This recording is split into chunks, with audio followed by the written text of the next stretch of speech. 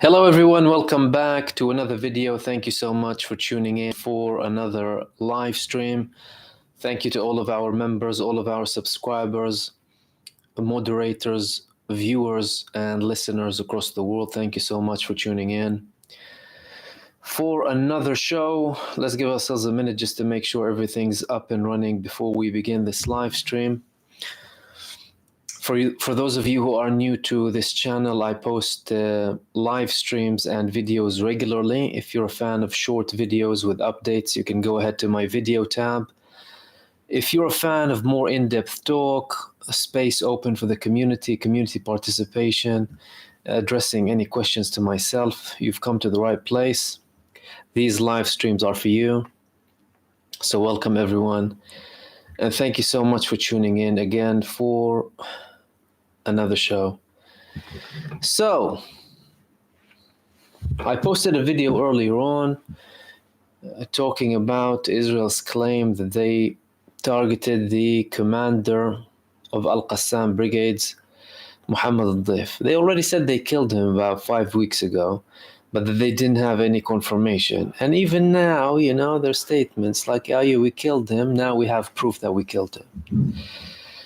We have proof that we killed him, although they admitted in their confirmation, especially about their IDF spokesperson, Hagari, that they made a mistake before. They said he was killed several times before and he wasn't killed. But anyway, they declared that, but Hamas said, we have no declaration. Meaning, we can't confirm that the man is dead, but Israel, I think they wanted to continue this high. They're on a high now, bloodthirsty nation. And they assassinated martyrs from Hezbollah and from Hamas, and they're continuing the massacre against the innocent civilians in Gaza. So they want to show their population that, having this accomplishment. But many people in Israel are not able to be happy, Many of them are like happy but concerned at the same time, like what's coming. And many are outright concerned. However, what I wanted to talk to you about in this live stream, and after that I'll open the space up for your participation, is the speech of Sayyid Hassan Nasrallah, the leader of the Lebanese resistance movement Hezbollah. He had a speech that was targeted primarily on Fuad Shukr, the leading figure, if not the top leader in Hezbollah's armed wing, who Israel assassinated in Harat Harek neighborhood in the southern suburb Al-Dahya al-Junubiyya of Beirut, alongside children. They killed children in that attack, and they killed innocent civilians. Now, his speech was primarily about that. He also spoke about the assassination of Ismail Haniyeh, and he also gave important details when it comes to the Israeli attacks and the response to these attacks. We also had a speech from Abdul Malik al-Houthi. Abdul Malik al-Houthi is the leader of Nasrallah, or known as the Houthis, but their actual name is Nasrallah. He also had a speech. I can give you brief details about it, but I'm going to start off with Nasrallah because the input, the information that he gave was a bit more relevant to what we would be anticipating, and based on what we heard, we are anticipating something bigger than what we saw previously, and we could be talking about something very, very big, something very large when it comes to the retaliation. His key highlights in this speech, and he usually speaks in a calm manner. He gave details about the figure of Hezbollah, Fuad Shukr, that Israel assassinated, but he also described how the assassinations of figures in the resistance movements does not affect the effectiveness and the structure and the hierarchy of these movements, and every time someone is assassinated, they have someone to replace him. And he gave an example of Hezbollah, of Hamas, of the PIJ, and how it's always going up, their strength, their capabilities, and their level of attacks against Israel, the strength, their popularity is always on the rise. It never goes down. Why? Because they have a just cause. So he said that even though they had previous senior figures assassinated, they were always on the rise, because you're talking about a movement, a group, an ideology, a belief. One of the main things that he said was to the Israelis. He sent a message saying that, some of them are happy now and they're celebrating. He told them, between you and us are the nights, the days, and the field, the battlefield. Laugh a little, but you will cry a lot. Laugh a little, but you will cry a lot. And you do not know which lines you have crossed and what kind of aggression you have committed. You do not know which lines you have crossed and what kind of aggression you have committed. The Israeli enemy must wait for the revenge of the honorable people of this nation. In order for the enemy and friend to know that we have now entered a new phase on all support fronts. And when he says all support fronts, he means all resistance fronts. You are talking about Lebanon, you're talking about Yemen, you're talking about Iran, and to an extent Iraq.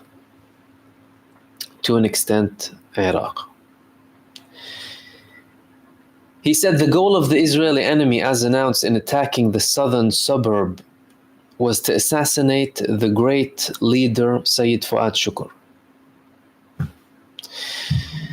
The Israeli enemy targeted a civilian residential building in Har Tehreik in the southern suburb, which led to the martyrdom of 7 people, including 3 women, 2 children, a martyr from the Iranian brothers, and Fuad Shukr. And dozens were wounded, most of whom were women and children, some of whom are still in hospitals.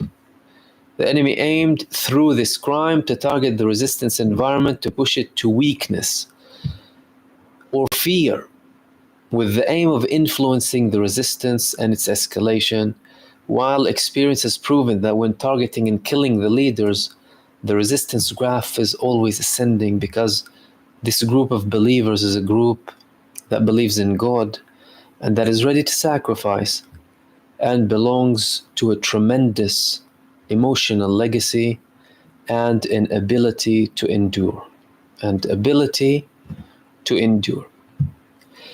He also debunked the Israeli narrative that what Israel committed in Lebanon was a response. Said what you've done was not a response, because the attack in Majd al-Shams, and he paid respects to the civilians of Majd al-Shams, he said that wasn't our attack, and they had an investigation.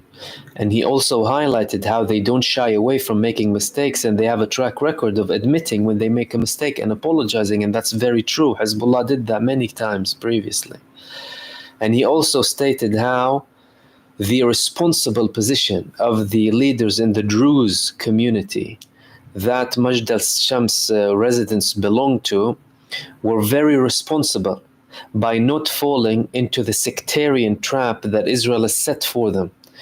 Israel and the United States behind it, and some Western powers as well, they've had a plan for the 21st century to have an all-out war between Muslims. The Sunni, they called it the century of the Sunni-Shia war. Some in the United States used to call it. And Israel obviously plays on that with other sects too, other religions. They want it to be like, a religious war between these people, to deflect and deviate from their barbarism, their depravity, and their crimes against humanity. And he said that the people are not falling into this trap, but that there are, however, certain people who he called them, you can't call them people. They do not belong to humanity. And according to him, many of them were revealed for who they are after the 7th of October with the positions that they took. And in addition, and that's something from me, not from the speech, we're hearing some of these people now, whether you're talking about online, if it's genuine people, or agents working in dark rooms and typing on their keyboards, or whether it's genuine people with twisted ideologies. If we're talking about the Arab and Muslim world, twisted ideologies, and you're talking about people who deny anything that comes from either Iran or the resistance from it. They ridicule anything. And these people are the same people who do nothing. When you talk about leaders, or when you talk about, even some of them are religious scholars as well, people who sold their souls for the dollar and for the oil. Yet they come and criticize the honorable nation of Iran and their brave stances when it comes to the Palestinian cause. Isn't it very symbolic that the leader of the Palestinian resistance had millions of people in the streets of Tehran, and the leader, the supreme leader of Iran, who follows a different sect, by the way, from the leader of Hamas, praying on him, praying for him, al-Janaza prayer.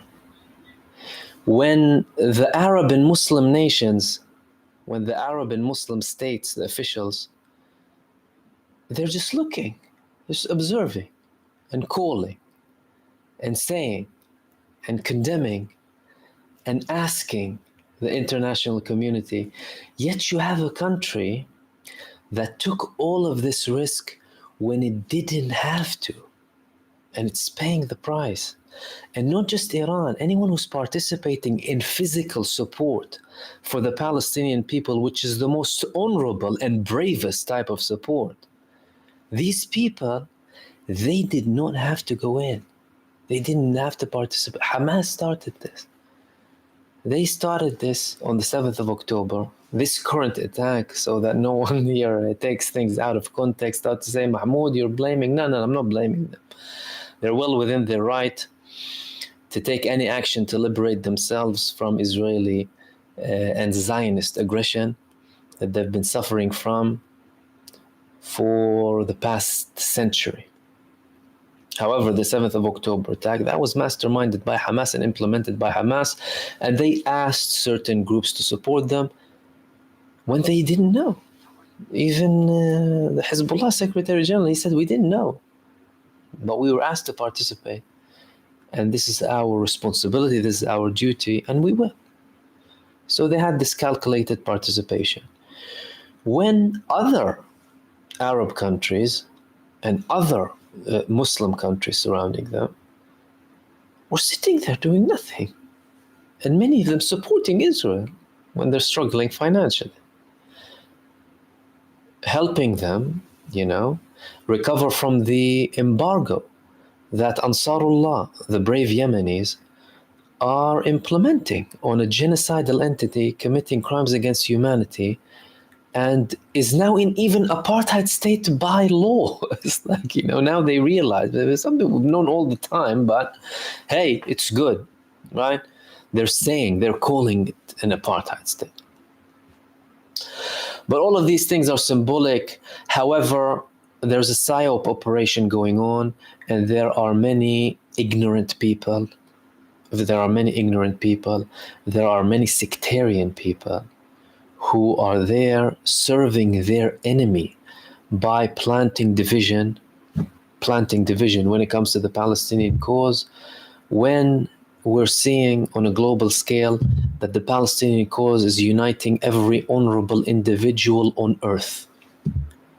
every person with an ounce of honor and integrity and morals, they're all gathered. Why? Because it shines like the sun.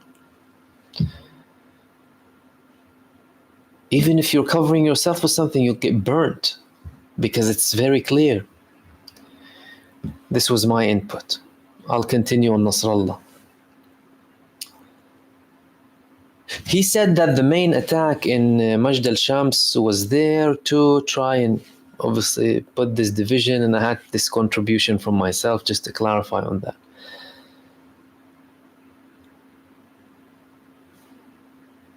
Ignite strife, he said. He wanted strife with the people of the Golan and the resistance members alongside with the entire Shia sect. Okay? Shia sect. Although again, I'm talking to you about this unity and this global unity against this genocidal entity committing crimes against humanity. He continued, but thanks to God awareness and the decisive positions issued by a large group of Druze political leaders in Lebanon and Syria, as well as the popular position in the Golan, especially the positions of expelling the Zionist officials, all of this helped to disrupt the strife and helped to acquit the resistance of this accusation. Here I offer my condolences to the martyrs in the Golan.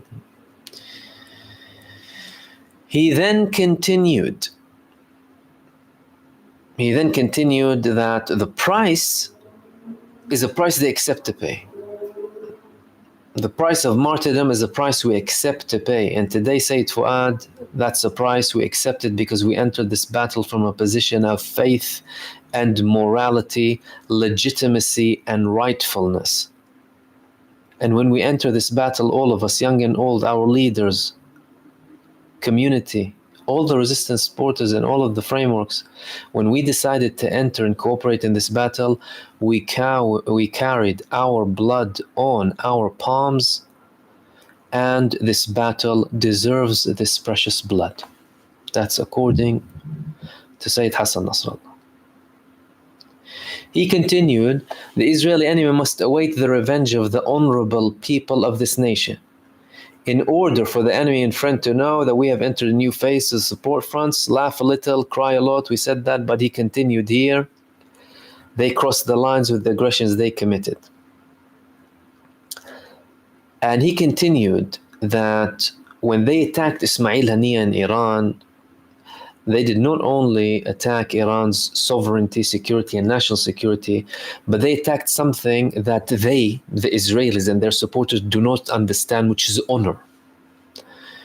He said the Israelis and the people who are in that sphere, they don't understand honor. And to Iran, he was an honored guest. And to Iran, you killed our guest. And that's something very important, that they take it very seriously. And according to Nasrallah, again, they took it more seriously than the assassination of the IRGC figures in Syria. As a matter of fact, Iran raised the red flags over the religious institutions in Iran now.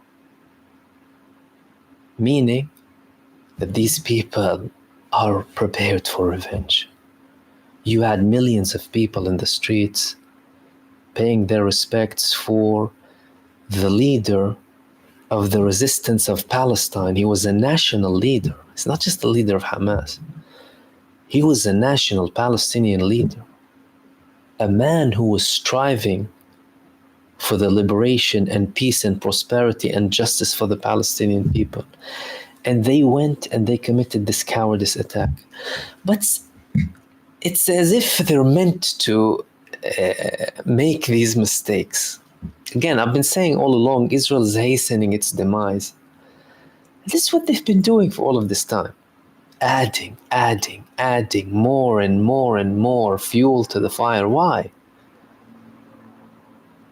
Why would any person with an ounce of brain add fuel to the fire when they're facing an existential threat? It's because they become blind by their ignorance and arrogance. Arrogance, takabbur in Arabic, blindens you. That's something that's in religious studies as well. You become blind. That's why arrogance and ignorance come like this. arrogance, ignorance. The entitlement, the arrogance, the spoilt behavior, thinking they can get away with mass murder. Why? Because they have been enabled. They have been enabled by the countries that back them, primarily the United States of America, the US administration. Not the people, the administration. Obviously, you'll have some people here and there, but they're an extreme minority. Like, if you talk about like actual people who support Israel, let's be frank here, you're talking about a very extremist, small, tiny minority who have very low IQ, morally depraved, and there's no hope with them. But the mass population, come on. But they make it seem as if this genocidal, infanticidal entity has some support. Why? Because they have loud mouths in mainstream media, and because they have people in politics, like AIPAC buys your politicians, right? In Western countries, you have leaders who declare that they're Zionists. Because don't forget, Zionists, the majority of them are not in Israel. Do not forget that. And before, because some people like to say that Jews and Jewish people, don't forget that the majority of Zionists are not Jewish people and are not in Israel. They're outside of Israel. That's why we call them the genocide cartel. You'll see them in the US, you'll see them in Europe, you'll see them even in some Muslim and Arab states. And that's been evident. Why? Because the survival of such a tiny little bully criminal state is dependent on the support of such powers. Nasrallah continued, who in the world cares that the region does not go to an open war? Even if you cross red lines, there will be no solution except by stopping the aggression on Gaza.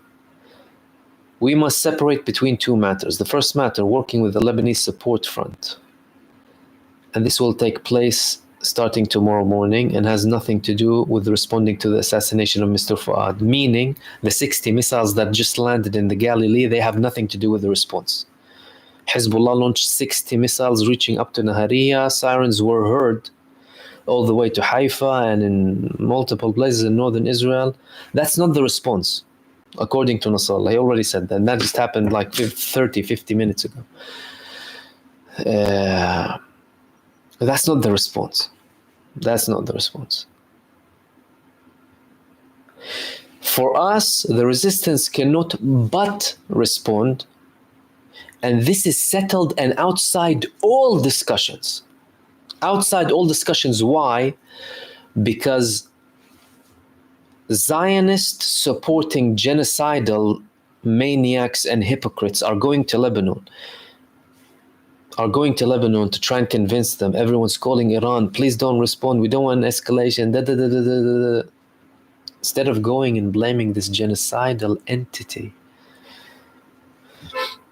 So we had Western figures going to Lebanon, we had Arab leaders, Arab leading figures going to Lebanon, no, don't respond, and threatening them. Nasrallah, that's settled and that's outside of the discussions, he told them.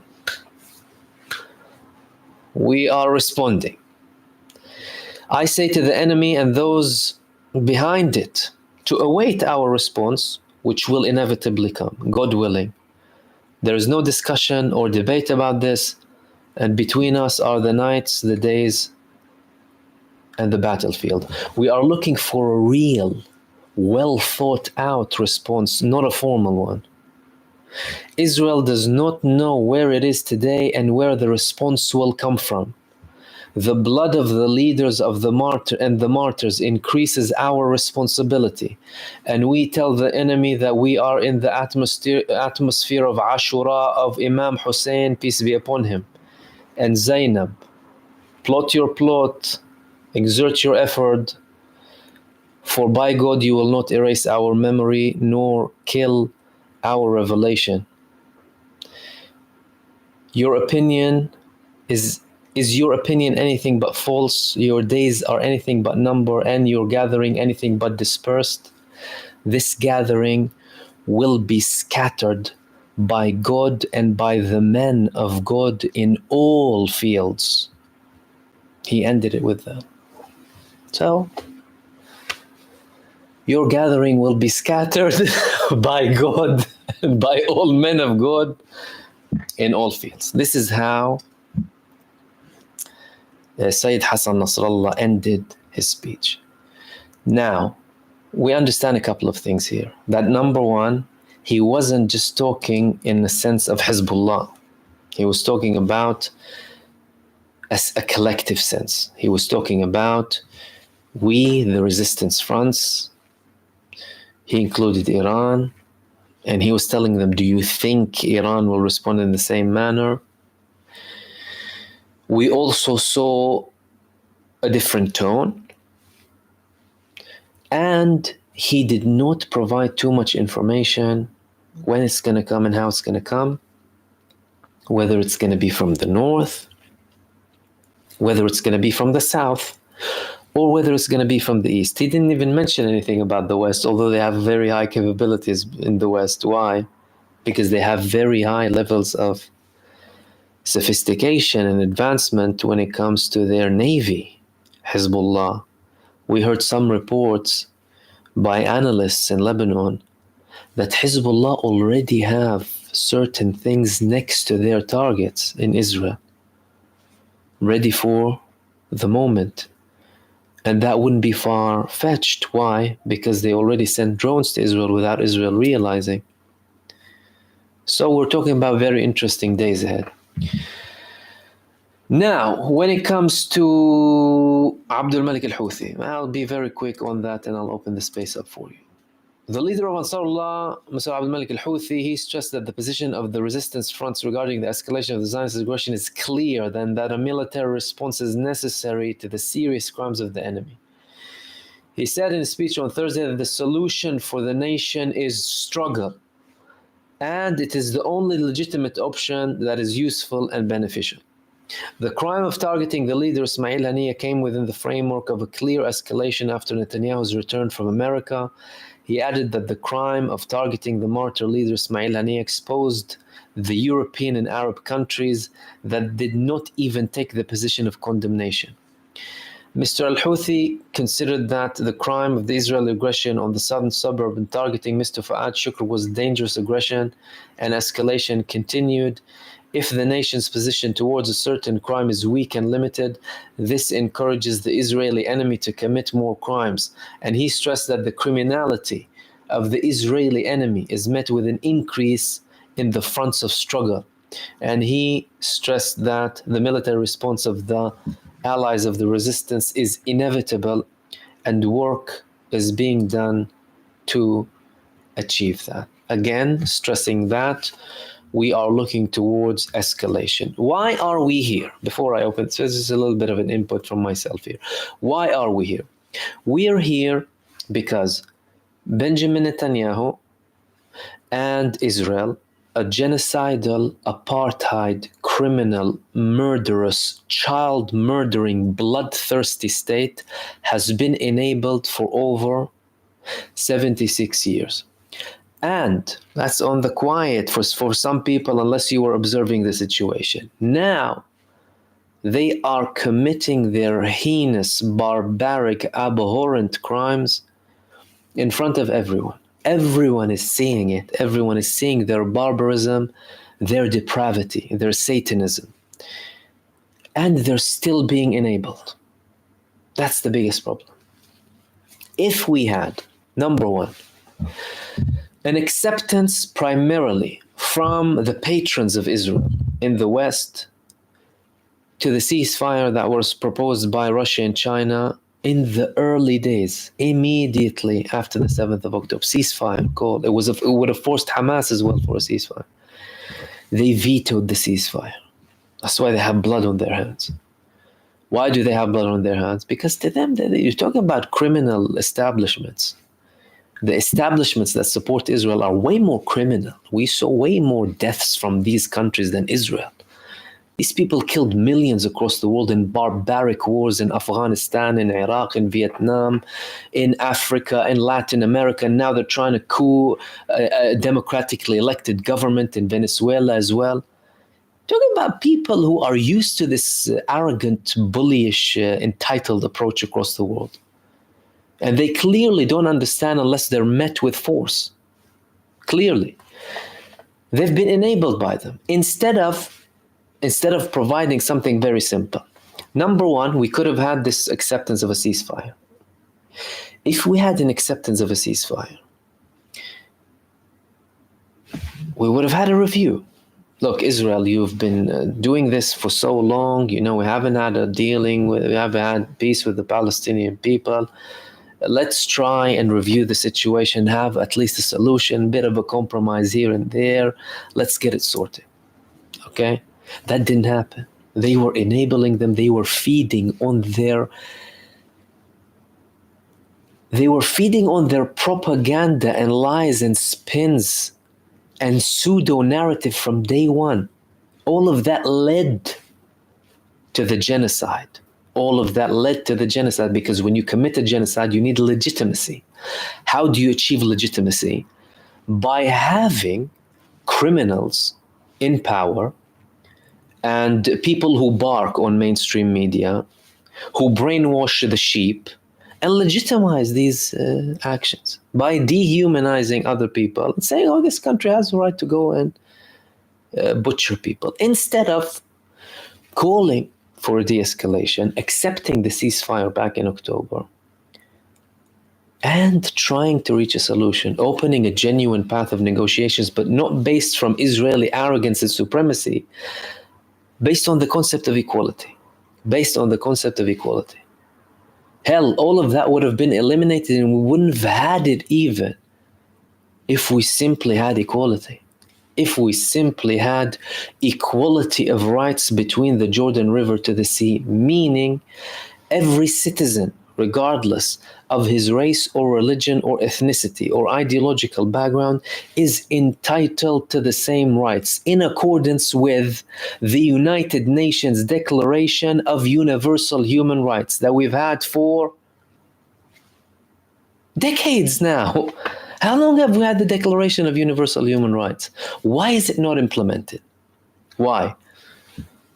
Because these people supporting this genocidal little criminal puppet state, they are interested in the concept of supremacy. That's why they believe in it. They believe in the concept of racial supremacy. And you have people below you, depending on how they look, what their color is, what's their religion. And of course, you're talking about militaristic oligarchies. But the United States, they're good at calling Russia oligarchy. They're all run by money or plutocracy. Elected dictatorships, oligarchies, supporting the military-industrial complex, feeding on abhorrent wars across the world to make money out of the blood of innocent people. And this must be mentioned whenever anyone talks about this subject and we try and reach an escalation. Why? Because it's avoidable and the price is not high. It's avoidable. Stop your genocide, implement equality. Done. Stop the genocide, implement equality. Simple. Isn't that what the countries who support Israel preach us about day and night? Democracy, human rights, equality. Implement that, please. Implement that. Ask your leaders in Israel, your, I don't know what to call them, your masters or your, it's just confusing sometimes. Based on Netanyahu's visit to the Congress, it looks like he's the master. The master with the horns like this.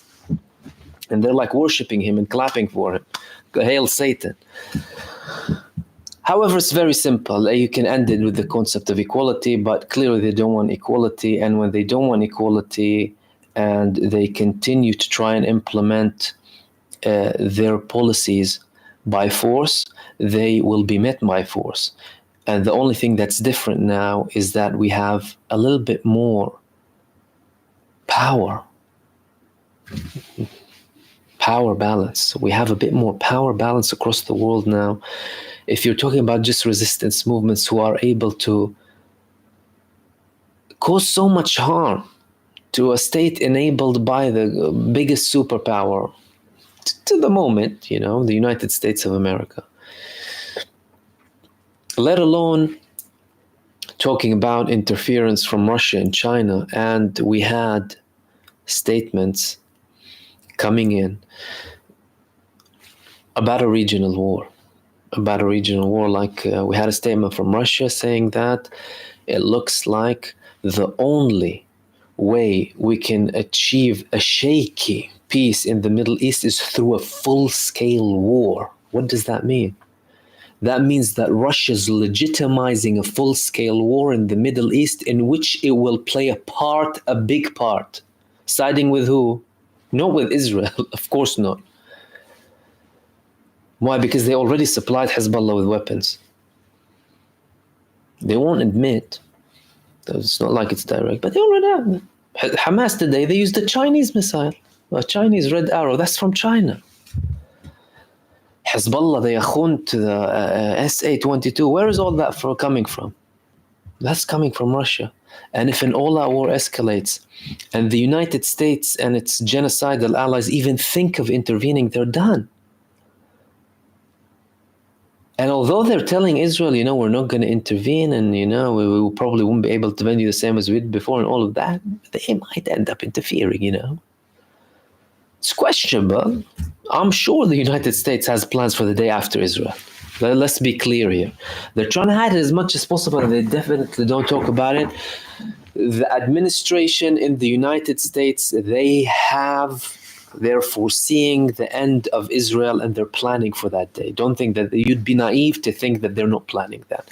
But they're trying to keep this genocidal little puppet entity for as long as possible.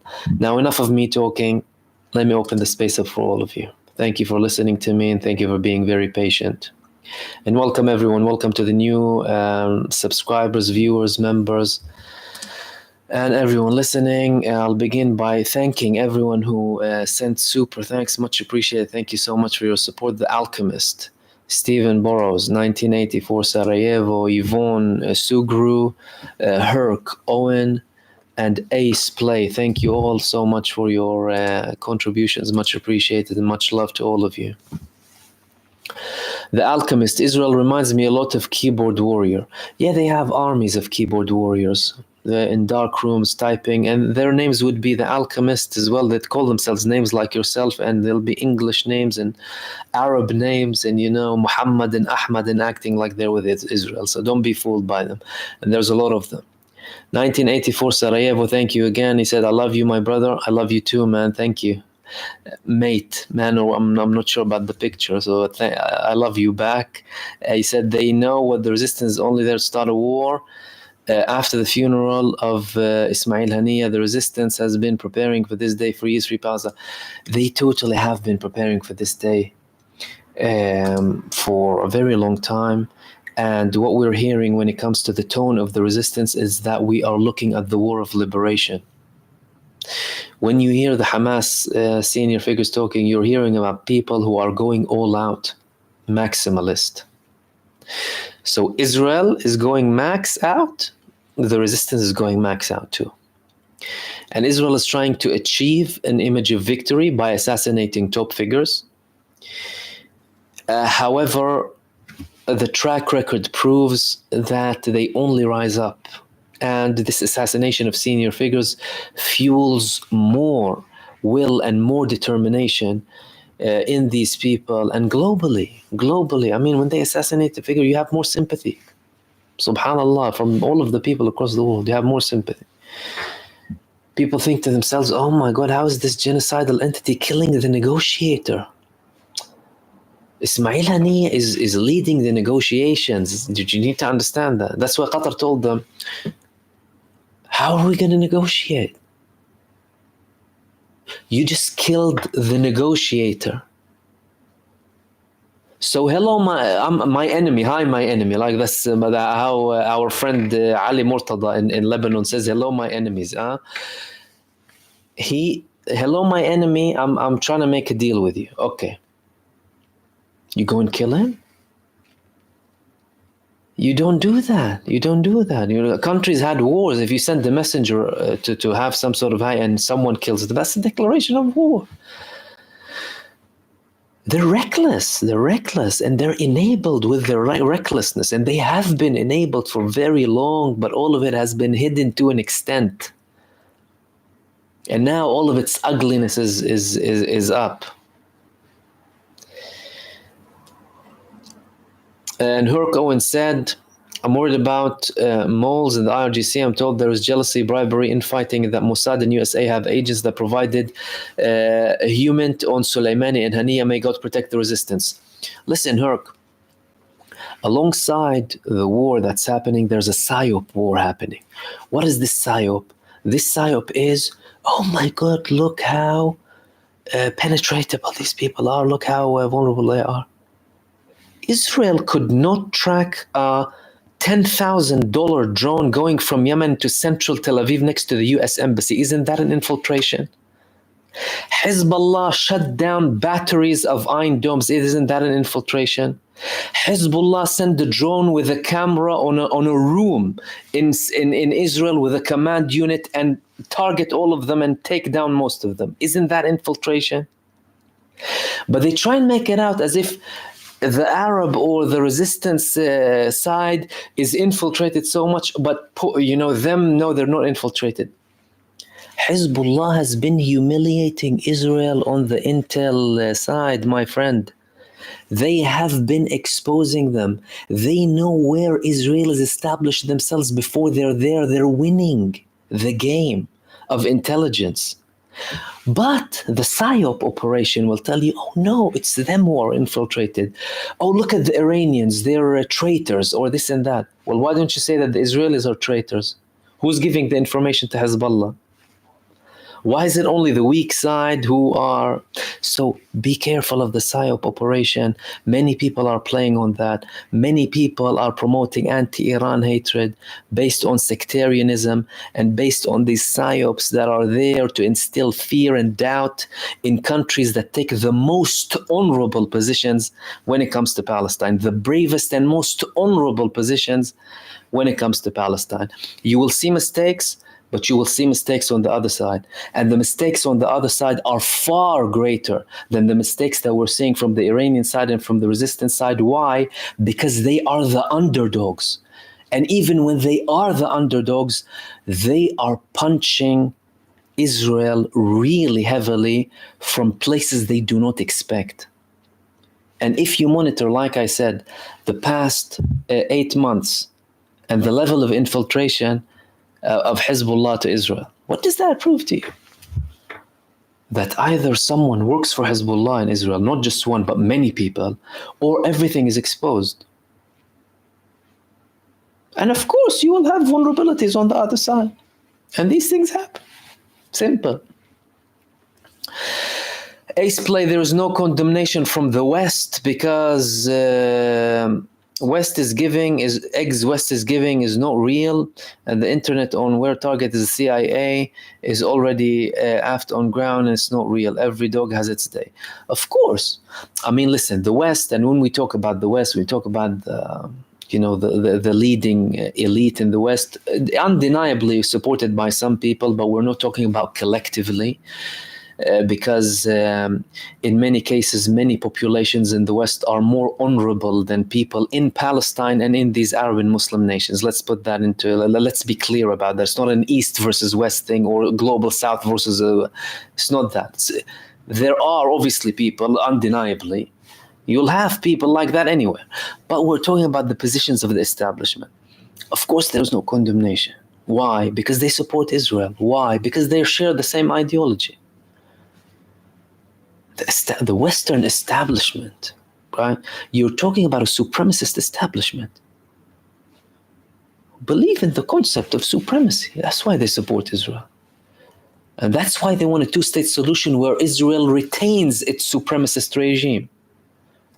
and not call for Israel to be a democratic state. Don't forget that. So it's not surprising. And what's also not surprising is the hypocrites in the Arab and Muslim world. The depraved, hypocrite governments of the Arab and Muslim world who didn't even say a word. Why? Because it's Iran. Shame on them. What shameful countries. What led the Palestinian resistance to Iran? Are they closer to them geographically than Jordan? Are they closer to them geographically than Egypt? Or Saudi Arabia, maybe? No. The difference is Iran, its leadership and its population in a very, very heavy amount are people of honor. And they take this cause based on principles, not just slogans. Many people also try and tell you, it's slogans, it's all a show. So shut up. Shut up. What are you doing? You're sitting there in countries doing nothing and telling you, that's a show. Entertaining show. Show me your entertainment. Can you entertain us? Can you do something? So it's not surprising. Iceplay said, okay, autocorrect, the West is giving intel for the target. Maybe, look, of course, I wouldn't be surprised. Daniela Modescata, thank you so much as well. Said, thank you for keeping us informed. Much love back, Daniela. Thank you so much for that. The Alchemist, Dmitry is spot on because there is honestly no way this world will end with peace or with two sides. World War III will begin in the Middle East and already has one. Would be a fool to think otherwise. And that World War III is caused due to the recklessness of Western powers across the world. Let's not forget, let's add that. World War III, if it happens, it will be because of the recklessness and barbaric approach of Western powers all across the world, stretching from Latin America to Africa, to the Middle East, to Southeast Asia. They want to put their noses in greed everywhere because they think everything belongs to them. And they think the whole world is their backyard. They'll kill millions of people for greed and control. They took out the worst side of their aspect as a human being by killing all of the moral side in favor for greedy physical and material rewards. And that's what you see. And it's because of that. So if World War III happens, it's because of that. Let no one forget that. And Dr. X, love you, brother. Respect from Brazil. What do you think of the people in Israel who are against the genocide? I love you too, brother, and much respect to everyone in Brazil. Thank you so much. What do you think of the people in Israel who are against the genocide? They are honorable people. Anyone who stands against genocide, they're my brothers and sisters. What do you mean? I know many people in Israel who are profound anti-Zionists who refuse to serve in the army. They are my brothers and sisters, and I love them. Anyone who takes this honorable position, I'm with him. That's why we say, ladies and gentlemen, it's not about the race and the religion and that. If you take this position, don't care who you are, right? And we know that. And let's not forget that the Israeli government is implementing draconian measures on the Israeli population. The Israeli population is one of the most ill-informed, manipulated populations in the world. Do you know why? They never show on Israeli mainstream media, any mainstream media, what happens on the ground in Gaza. So the butchered children, the 18,000 children, the blood, the chopped heads, they don't see that, the Israeli population. And they think it's a joke. Although they legitimize it in their brain, but they wouldn't show it to them. Why? Because no matter how bad you are, if you start looking at these things, think, what the hell? Who can look at such scenes and accept them with anyone and anyone's children or innocent people. What kind of depravity is that? You wouldn't wish that on your worst enemy or their children. And they know. You know what they say? Oh, Hamas are causing that. Hamas are causing that. Astaghfirullah al-Azim. But there are people, of course, in Israel who are aware of these things. And again, anyone who against this genocide is my brother and my sister. And I love them. Simple, whether from Israel or from anywhere. So I hope that elaborates. That was from Dr. X and Muzur Shihab as well. Thank you so much. Ming Layib, Pakistan officially mourning Hania tomorrow. Well done on Pakistan for doing that. Mama Gotet said, I cried all day yesterday watching reports of the UN Security Council meeting, and I feel sick when I see black people speaking for our government when they never paid US preparations for slavery and were still poor. It's unbelievable. Thank you so much, Mama Gotet, but it's part of the control mechanism. They need to put people of minorities to do the dirty work of the supremacist, right? And again, it's not only about supremacy. Why? Because you have black people and you have Muslim people and you have ethnic minorities participating in these crimes, okay? But in many cases, you will see blatantly figures who are racist blatantly taking people from ethnic minorities to whitewash their ugly side, right? It's happening. But again, what does that show you? That it's not all of them who have this approach. Neither do all of these minorities and, dark-skinned people or, the Muslims or this and that are the same. But they're not. And that's why I never fall into this, and I encourage everyone to avoid all of this talk about, it's this religion versus that or that race versus that. This is something they benefit from. And everyone needs to be careful. It is not this ethnicity versus that ethnicity or this religion versus that religion. You can have, of course, majorities here and majorities there at certain times, but if you look at it from the grand scheme of things, you're talking about a basic case of inequality and a massive case of injustice. A massive case of injustice that is so blatant. And I hope that elaborates. And thank you so much for your super again. And Ras, thank you so much for your super. You said people are saying that Israel are likely to use tactical nuclear weapon against Lebanon if all that war begins. Have Lebanon planned for this? I spoke about that a while ago. Thank you as well for your input. And listen, we need to understand something here. Israel has been pushing all of the buttons of self-destruction. The one button left is the nuclear button. Why? When that button is pressed, all other nuclear buttons are legitimate. All nuclear buttons across the world become legitimate immediately. So there is deterrence in general. The only country that used it is the United States. They go and lecture Iran. Oh, don't have you're the ones who committed this barbarism in Hiroshima and Nagasaki, and you have depraved people in U.S. politics who still to this day legitimize Hiroshima and Nagasaki. People in power. Can you imagine what type of people are we talking about? Legitimizing the death of people, hundreds of thousands, like as if it's a necessity. But ever since the Cold War, we're talking about weapons that are there primarily for deterrence. If Israel pushes that button, all other buttons are legit. And you don't know who has nuclear weapons, by the way. The surprise comes at the moment. So don't think that it's only the countries who declare that they have nuclear weapons that actually have, because Israel didn't declare. They let it slip a couple of times, but not officially.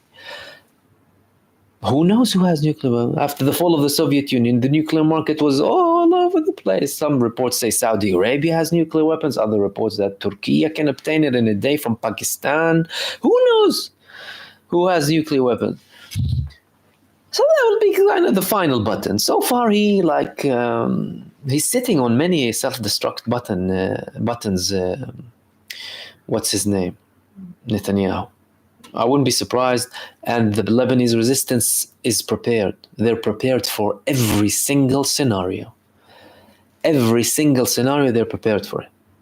And not even if they kill the top figure or whatever, they say, oh, about structure, they won't be affected, they'll continue.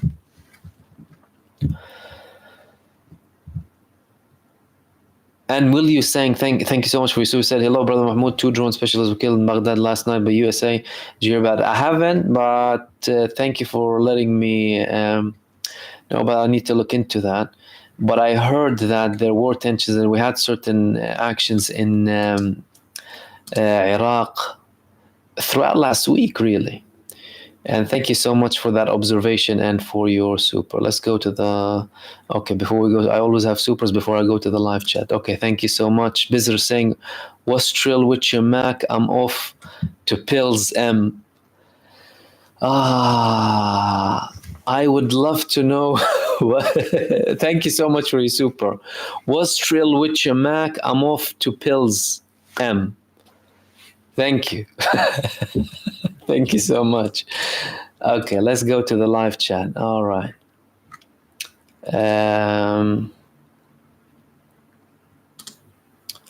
And Bob Marston. Okay, no one is allowing me to go to the live chat. Thank you so much, Bob Marston, for your super. He's saying, Mahmoud, the Russian statements coming down on the side of Palestine-Iran coalition, is it to furnish a nuclear counterbalance against Israel? You have to, my friend, because they know the score. They know Israel means the United States of America. The big players know it. That's why when you talk about something more regional, the interference comes in. This is what we've been saying from the beginning.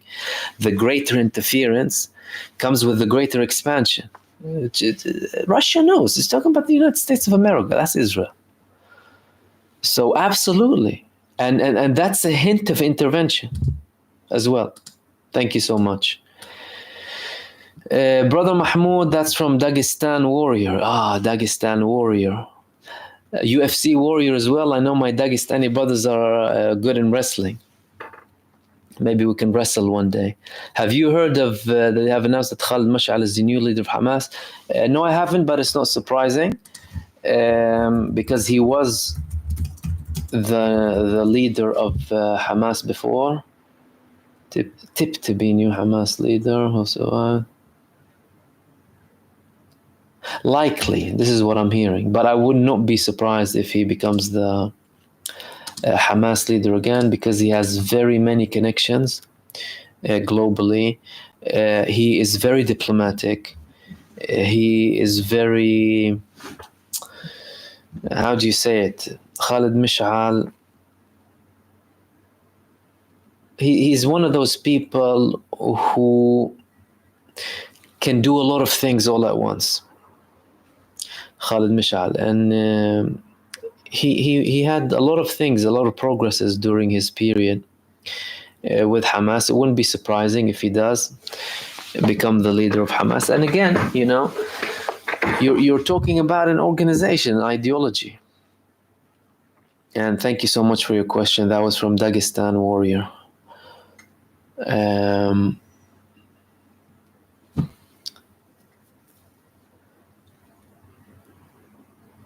Deep Dive saying Haniya reached his wish for martyrdom. He could only have achieved it in Iran, and the only country which could have received just such a dignified funeral attended by droves of common Iranians. Totally. Yes, and that's very symbolic.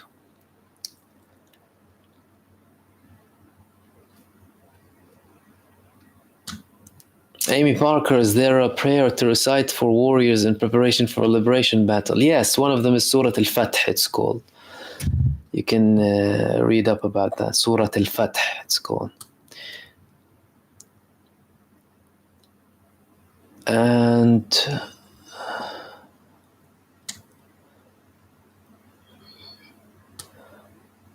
let's go to your next one.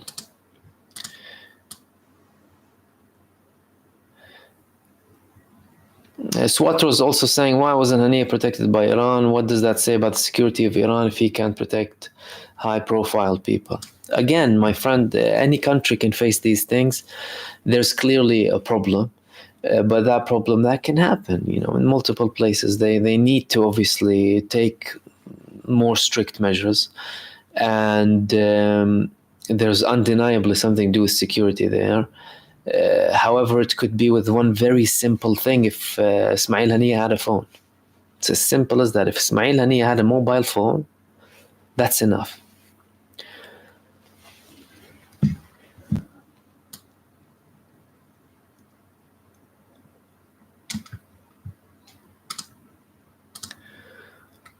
And Bob Marston, thank you so much for your super. Yeah, we addressed that. And Mama got it. Yes, we saw that. Thank you so much for your supers. Let's see where we got.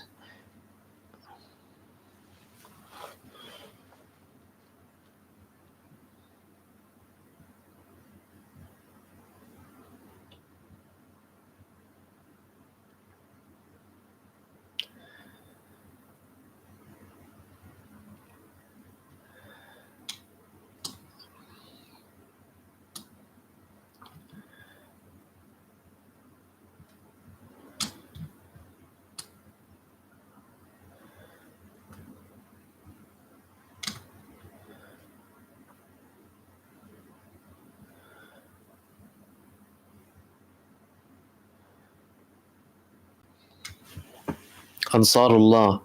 Mahmoud, your thoughts on the Knesset debate on the right of Zio terrorists to commit sexual assault and torture, and Ben Gvir's new old law of max executions to free up space. Yeah, of course, it shows you the state of depravity that this country's in.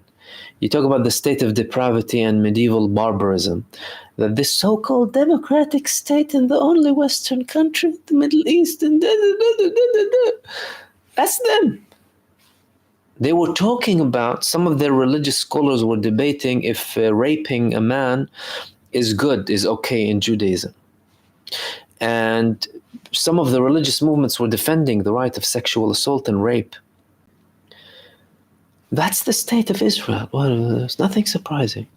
People who butcher infants and premature babies. Well, what's there left to it? Raping someone? They've reached the lowest low on earth when it comes to depravity. So they're at the rock bottom. Israel's rock bottom when it comes to moral depravity. So what's raping a man to them? Come on. It's not surprising. It's a country that protects pedophiles. You know that? They protect pedophiles. Epstein's network, that's run by Israel. These people, pedophilia, rape, torture, whatever it is. That's how they run.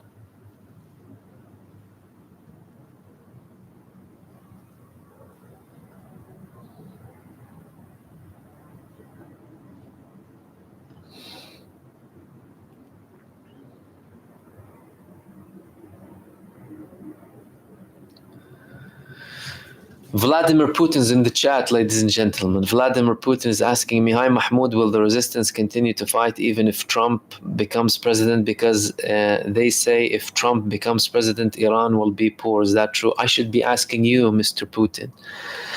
Just kidding. I think they will continue regardless. Who's Donald Trump? Who the hell is Donald Trump? Why should anyone in Palestine care about him?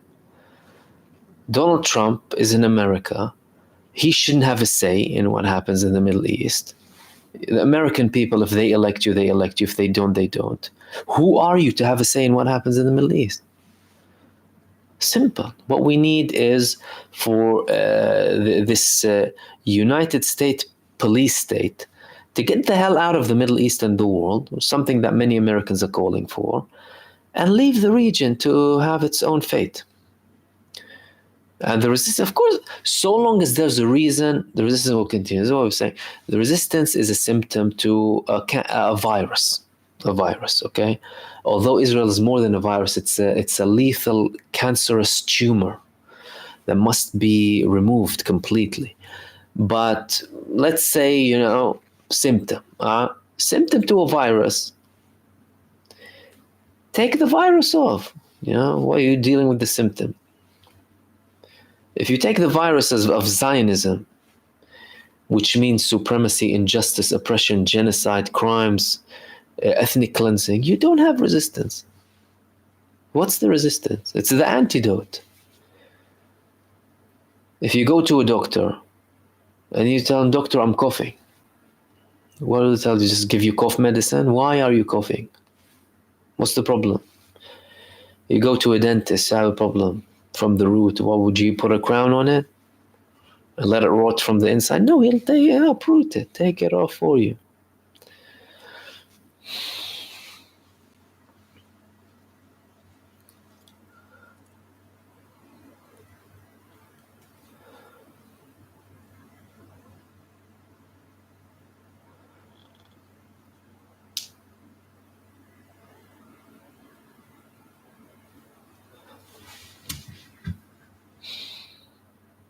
Amy Parker, thank you so much for your super, much appreciated. And yeah, that was Amy. Thank you so much for that.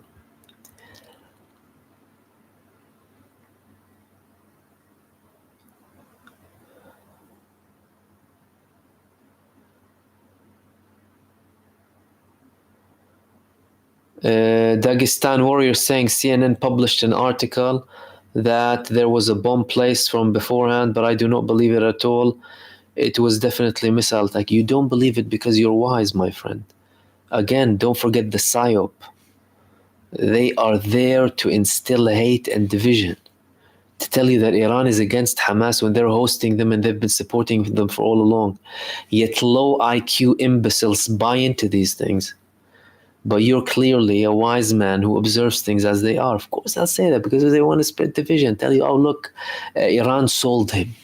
Or this new Iranian president, all sorts of garbage and psyops, you know. Sickening. I don't want to throw up from the level of lies. So disgusting and ugly. But again, anyone with a level head is understanding, you know what I mean? So you have some people, it doesn't matter what anyone does, it's all a show. It's all a show.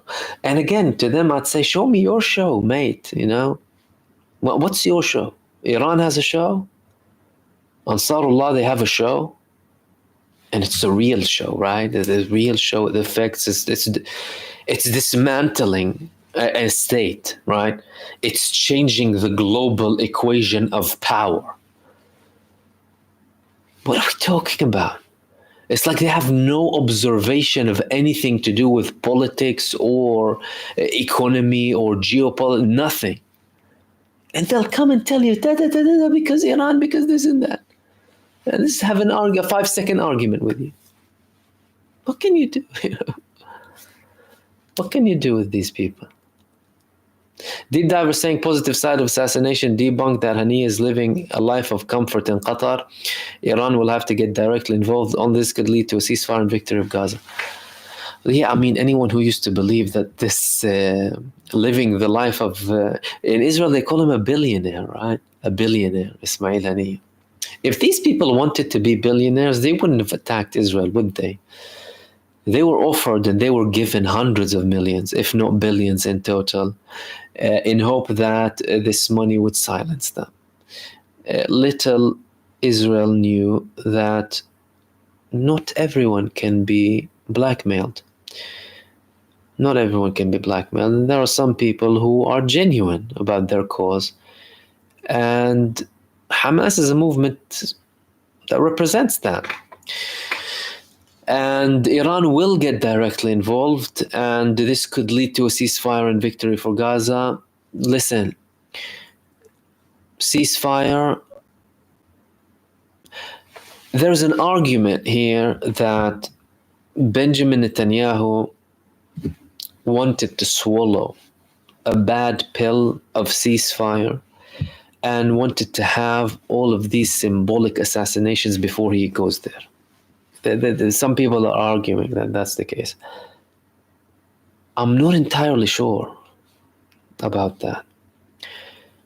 I'm not entirely sure about that because it doesn't seem like he wants to stop genuinely. It doesn't seem like he wants to stop at all.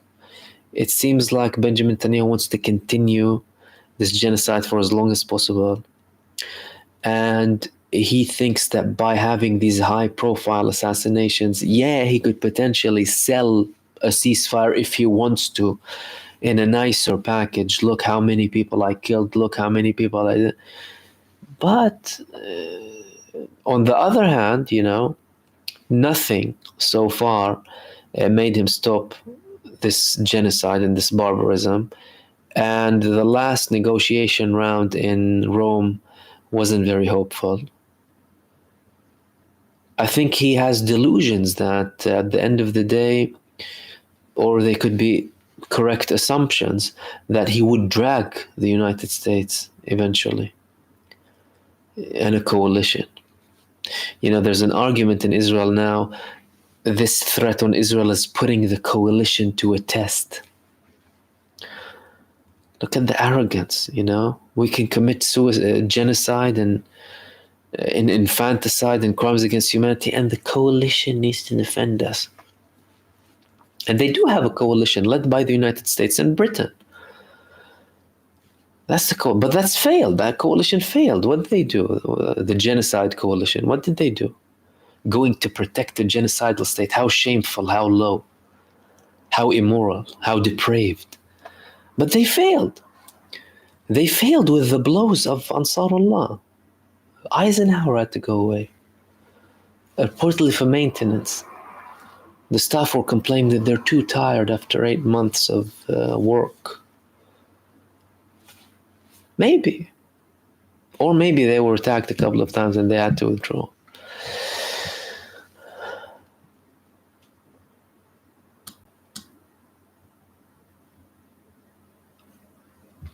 Irene Z is asking, did you hear that there's a brain-eating virus in the apartheid evil state? I'm worried for the virus, it may get sick. What, Zionism? That's the biggest brain-eating virus. Because it has all sorts of stuff with it. Zionism, it's called. Milikovsky, Kate is saying, got his green light from President Blinken. And Sullivan to attack Iran. USA has sent 12 warships to protect the coast. Let's see. Let them send the ships. They sent a war carrier, right? They sent an aircraft carrier to Lebanon, next to the Mediterranean. They kept it far away from Lebanon, though, because they know what Hezbollah have. And, okay, send warships. What are you going to do? Well, flex muscles.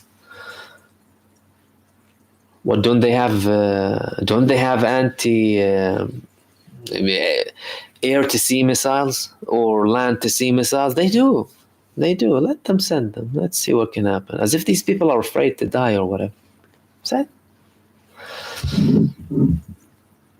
Bob Marston saying a third. Oh, thank you for your super, Bob Marston. By the way, he said a third assassination that is receiving little attention is the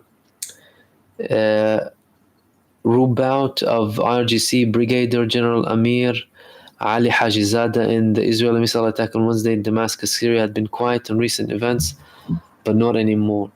Yes, yeah, we heard that. And again, it just proves how reckless these people are, man. Look at how many countries they're attacking.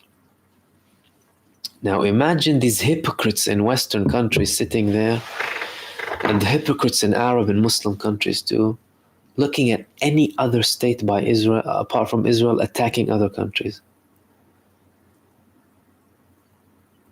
Oh no, they're reckless. We need to take the regime down. Now they're calling for a regime change in Venezuela when the man hasn't shot anyone or anything. They're filming these fake videos of people. But not with a country that's committing barbarism. Why? Because it's their extension. It's the making of Britain, and it's the little spoilt child of the United States. It's because it's their little bee child. They're entitled to do that.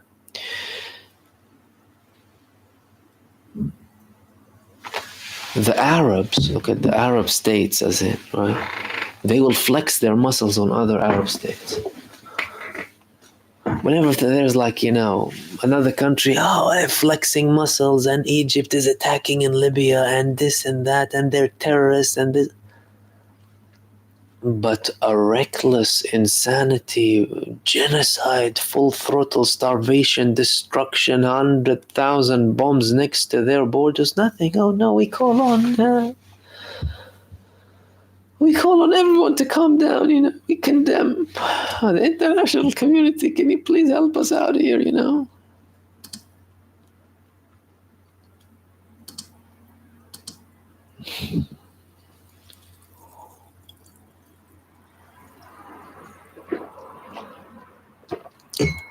Mind over matter. Do you think Iran will notify anyone this time when they launch against Israel? No. But again, when you talk about an attack, your enemy knows usually when the attack is.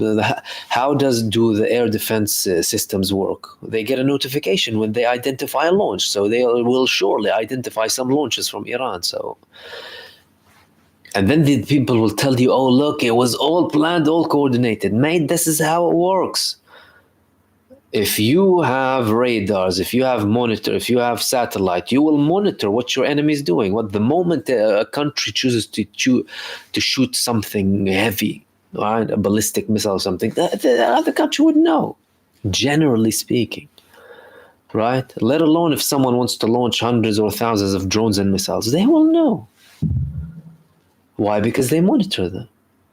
So I don't think Iran will go and say, "Oh, hello everyone, I'm going to there attack you," but they will monitor what they're doing. And they will try and protect themselves.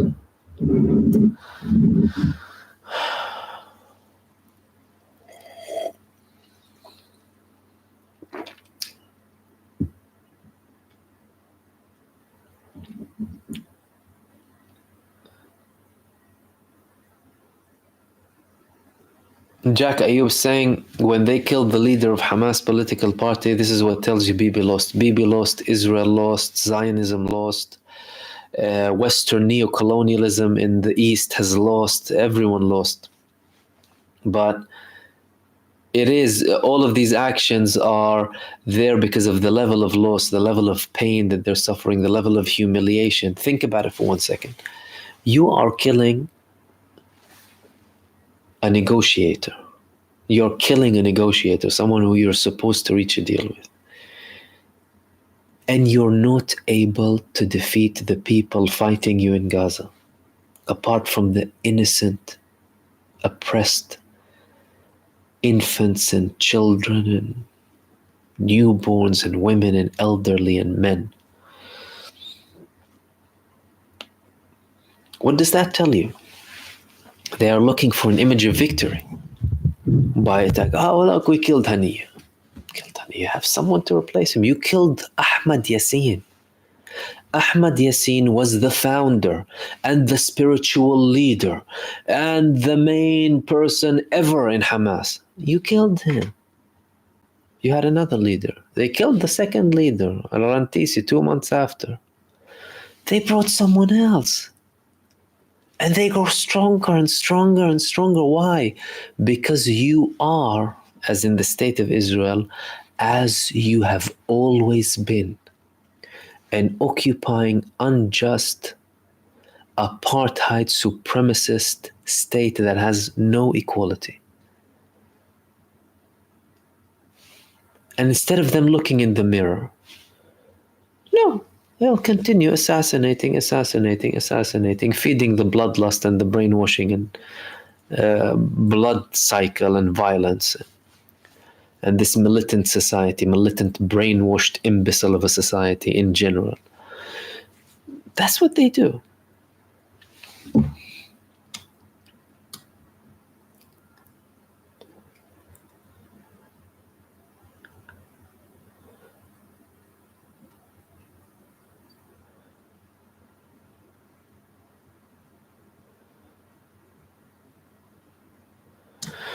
Irene Z is saying again, there is really a virus infection, brain eating, amoeba, fowler going on in Israel. I wonder what they're eating. I actually haven't heard of that. I heard of viruses with the army, weird type of viruses that killed many of them. But again, any physical virus is less dangerous than these mental viruses. This racism virus, the Zionism virus, the hate virus, These are the worst viruses because they corrupt your soul. You could be suffering from any physical problem, but your soul is pure. Suffer physically, but your soul is pure. But the problem is these infections and viruses that corrupt your soul, that eat up your humanity. And that's their biggest problem over there. More than any amoeba and whatever that is. And I haven't heard of it, but I'll look into it for you.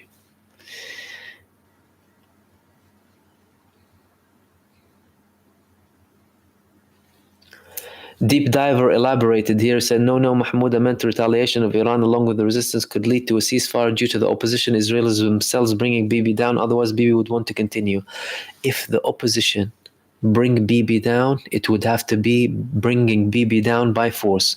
And if they would bring Bibi down by force, they bring down Israel. That's it. Game over. Everyone is armed. They will have infighting, civil war. Bye-bye, ma'as-salami. That's what will happen. And they know that. They don't want to do that. And the virus, thank you so much, my friend, for your super.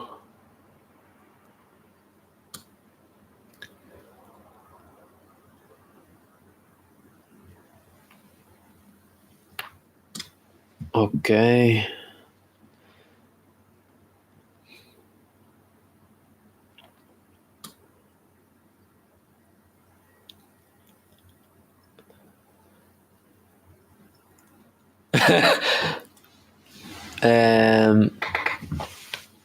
Jim Passarotri, he wants me to call the King of Jordan and the King of Egypt and Al Saud at the same time, see what their position is.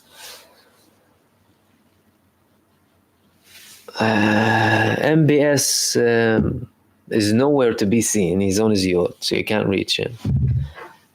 Sisi will tell you, you know, we want to de-escalate. We call on the international community to take action before things become too dangerous. And the King of Jordan, you know, will blink a couple of times in his eyes like that and, you know, tell you that this must stop. And that's it. People, what are they going to do? They're not going to do anything. I don't have their numbers, though. Don't have their numbers.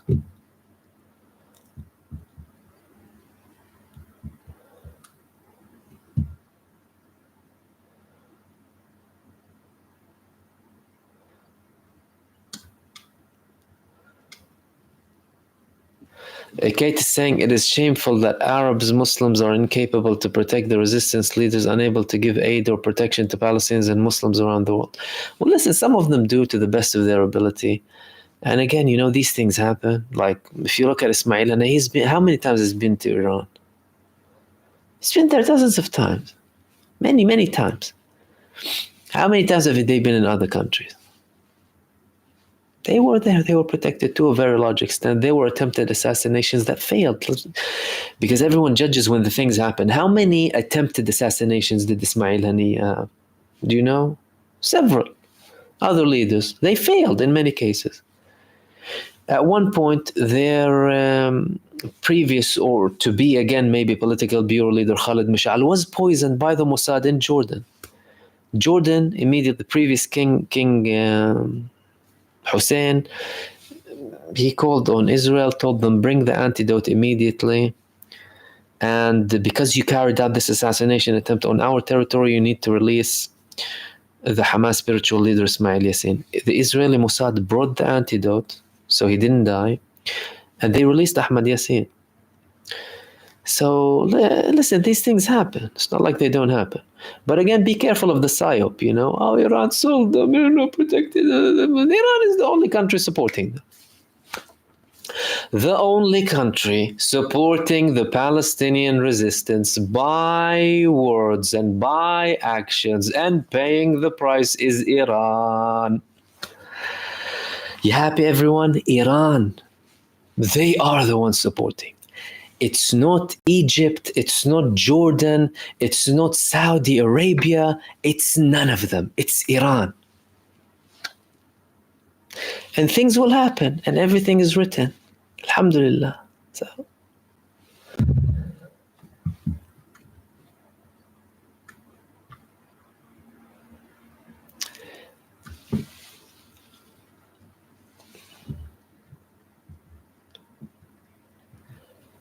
And Sarajevo, thank you so much again for your super. Sylvestra saying, Abu Ubaida, didn't hear from him 24 days. Your thoughts? I posted 2 questions above. Can you check it? Oh, sorry if I missed them. Just a live chat. It goes very quickly. But they come up with statements as and when. We had a statement from the armed wing of Hamas after the recent events. We probably would expect something from the next few days. And I couldn't see the other one, if you wouldn't mind repeating them. Sorry for that, just the live chat goes very quickly.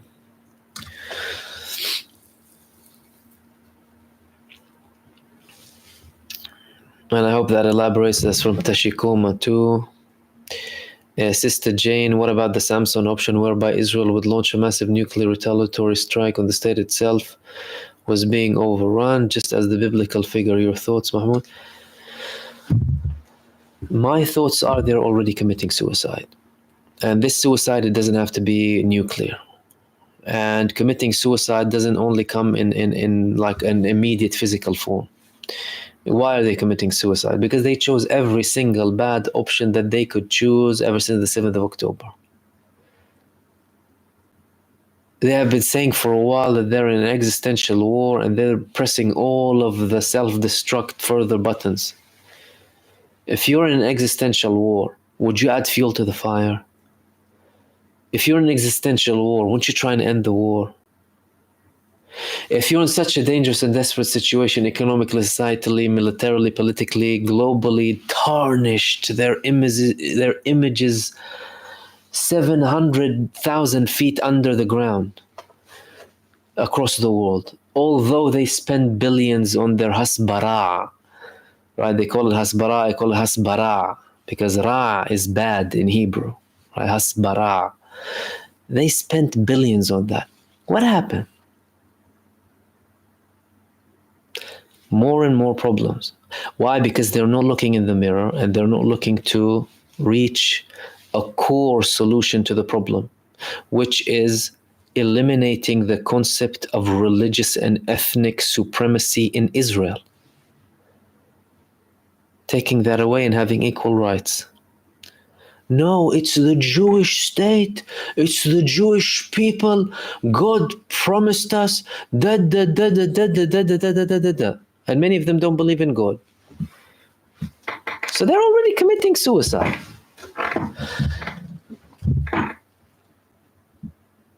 Netanyahu might call himself Samson, Shamshon. Let Netanyahu be called Shamshon. He's the Shamshon option. He's committing suicide. He's letting the country commit suicide. Because think about it. He has the power to switch things around. Now you can't talk about a lost case because of all of the crimes that he's done. But in effect, the position of the prime minister in Israel is a very powerful position. Why? Because they have the power by taking certain steps to solve the problem. It will obviously have a bit of an earthquake. It will shake the system a little bit, but they will solve it. They can if they want to. Through multifaceted approaches. Education, media, obviously implementing equality, historical and contemporary. They'll solve it if they want to. But he chose the worst paths of everything. It's as if he's meant to do that. It's as if it's written for him to do that, so he can end everything.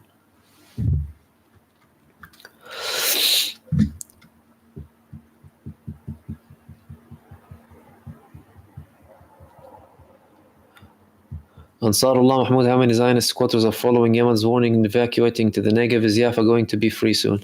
Well, we had reports from several municipalities calling upon the residents to go south, assuming that the south is protected. See, this is where the stupidity lies. Now, you already have millions fled Israel so far. More and more people are looking to that, but now they're stuck. Why? Because many airlines are canceling the flights. Okay. North, go south. How do you guarantee that the south is not going to be hit? Assuming that Hezbollah, an intense attack, is going to be from the north, there is an argument behind it. Why? Because the biggest arsenal faced directly at you is coming from the north. There's that argument. But you're not securing exactly where that arsenal is going to reach. So that arsenal can go to the south. Most of it can go to the south.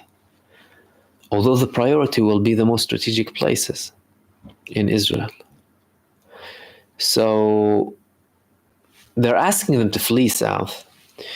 Although we don't have a guarantee that the south is not going to be affected. But all I can tell you is that everyone is panicking.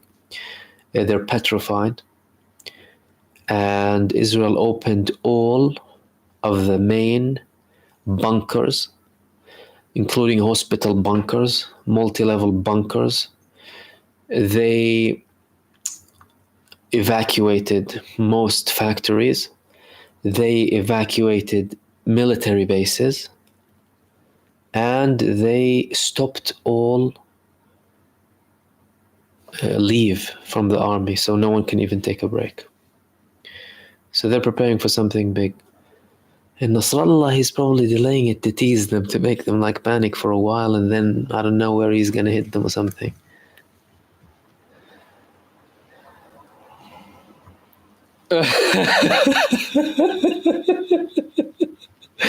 Riza M is saying, in the 1970s, referring to Israel, Imam Musa Sadr, may Allah's mercy be upon him, Musa Sadr, he was an amazing figure, this man.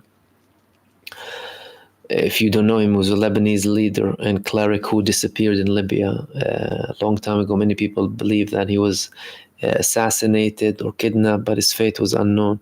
But you're saying that he said that these people are so evil that if they go into a war with Satan himself, we would help Satan. Did he say that? That's hilarious.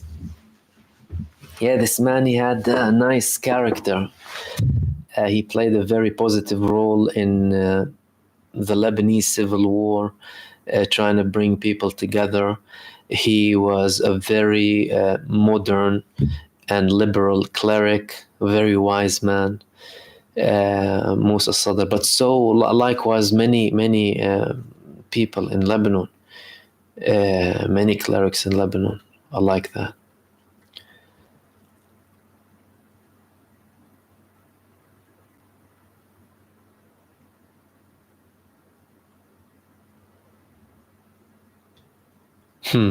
Teshicom saying, is it true that the Shin Bet is panicking and told Bibi not to attend open events? The Shin Bet have increased the level of protection to the highest max ever. Yeah, so they're afraid.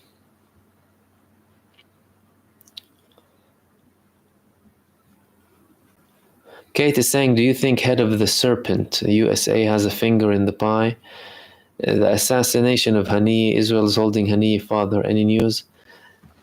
The head of the serpent, the US administration, or the greater Satan, as the Iranian government likes to call them, they have their fingers, their legs, their arms, their hearts, and their souls in the pie. They enable this genocidal entity. They're worse than Israel. Why? Because without them, Israel wouldn't be able to commit anything of the sort. And a good example I like to bring people is a psychopathic murderous lunatic sectioned. And the USA is the warden. The warden looks at the psychopathic, lunatic, murderous, genocidal, barbaric maniac with a track record of mass killing people, and looking at him like that and handing them the key to get out of the section, of the department. And on the other hand, giving him another key to weapons of mass destruction warehouse. And telling him, go have fun. Who's worse? The psychopathic maniac or the warden? The warden. Who's the warden? The United States administration. So they don't have their fingers, their one finger, they have their fingers, they have their legs, arms, head, mind, soul, and heart with Israel. And no matter what they say, nothing would hide that fact.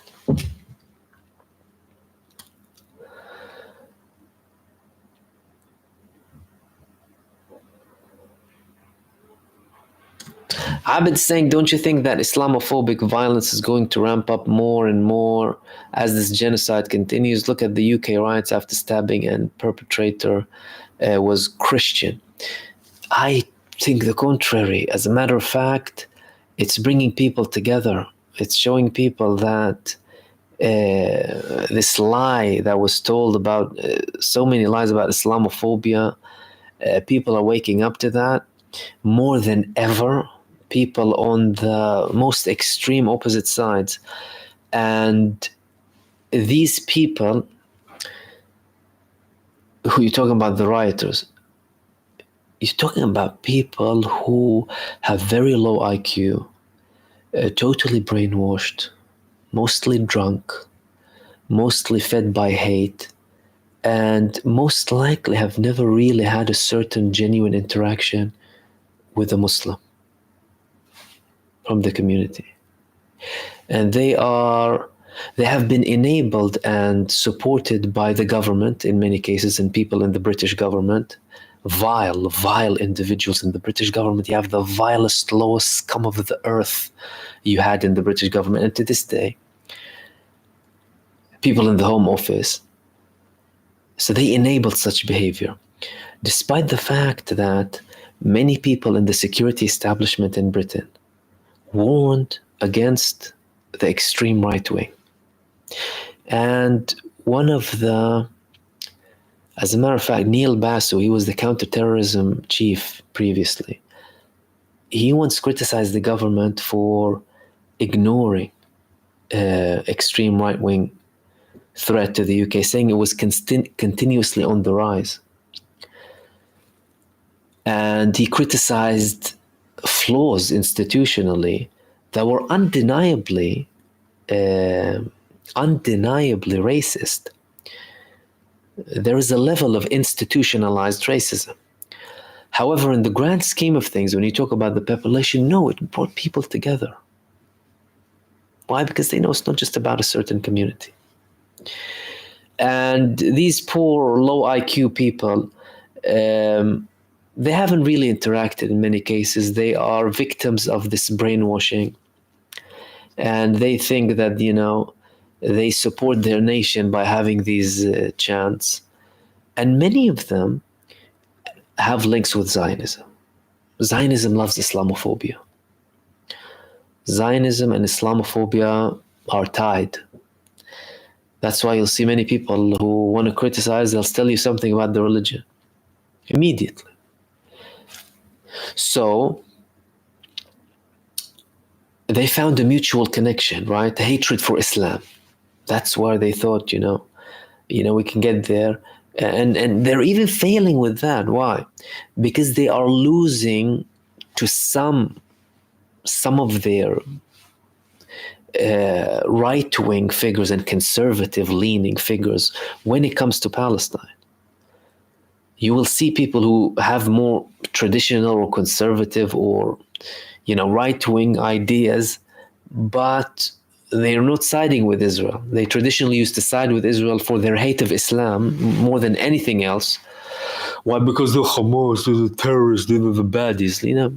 Like herds, these people. They repeat everything that they get brainwashed with. And that incident just proves it. And it doesn't matter who this man is, by the way, okay? A Christian or non-Christian, but the fact that they immediately blamed it and said it was a Muslim before they discovered he was a Christian and went with riots destroying their own communities. Who the hell does that? Who the hell does that?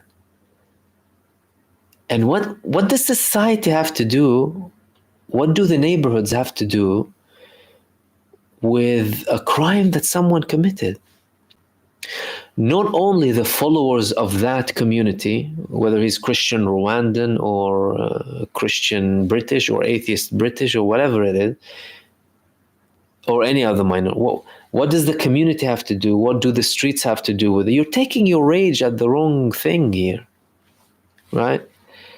Punishing whole groups of people based on something that he's done. So if he's Rwandan, what are you going to blame the whole Rwandan community now? But again, it shows you how ill-informed and brainwashed and how low their IQ is, these people. They don't look at anything and they make these judgments and they start taking these decisions. And again, some of them with small interaction, you'd flip their minds 180. So no, I'm not expecting more of that, although we had attempts from the previous Tory government by these abhorrent ministers who were in the government to instill hate and fear and racism and Islamophobia. Not that this government is a lot better, you still have Zionists in the government. You have a Zionist leading the country. And we do expect a lot from them. But yeah, I think to the contrary, what we're seeing is the opposite. What we're seeing is that more and more people are understanding that you're talking about a grave injustice. And it's not about only a certain type of people.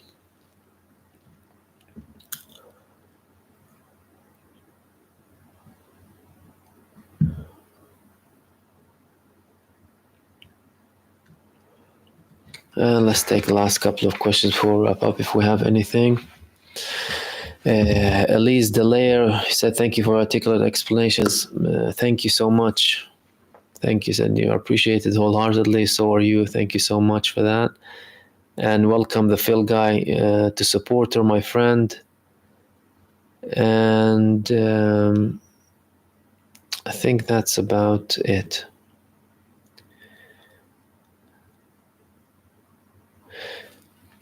Yeah, we'll wrap it up there, guys. Okay, thank you so much for tuning in, everyone. Again, apologies if I missed some of your comments. Just live chat, please excuse me, and we get many questions missed. But I'm hopefully here with you regularly. Thank you so much for all of your participation. Thank you to all of the viewers, the members, the subscribers, the new subscribers, new members, everyone who participated. I really appreciate you. Anyone who sent comments, much appreciated. Much love and respect to all of you. Everyone who sent super thanks. Last one was Dan Morgan. Thank you so much for this. Said, may God bless all those who are oppressed, starving, and mentally tormented from losing their parents or children. Amen to that, my brother. And many thanks to everyone else who sent supers. The Alchemist, Stephen Burrows, 1984, Sarajevo, Yvonne, Sugru, Herc, Owen, Ace Play again, Daniela Modus Cutter, The Alchemist, Dr. X, Munzer Shihab, Mingi Laip, Mama Got It, Gas, Will You, Bizzer, Bob Marston, Mama as well, Amy Parker, Bob, thank you so much, Bob. The Virus, 1984, Dan Morgan, and the Phil guy. Welcome to our channel with your membership. Thank you so much, everyone. I hope you enjoyed this live stream. I'll be with you hopefully tomorrow. I might have another video later on. I'm not sure, if not, maybe tomorrow. No, tomorrow definitely, inshallah, in the evening. Like I said, I posted another video earlier on. You can go ahead and watch it. Apart from that, thank you so much, everyone. Stay blessed. Take care of yourselves. And I will see you soon in the next video. Peace, everyone. Salam.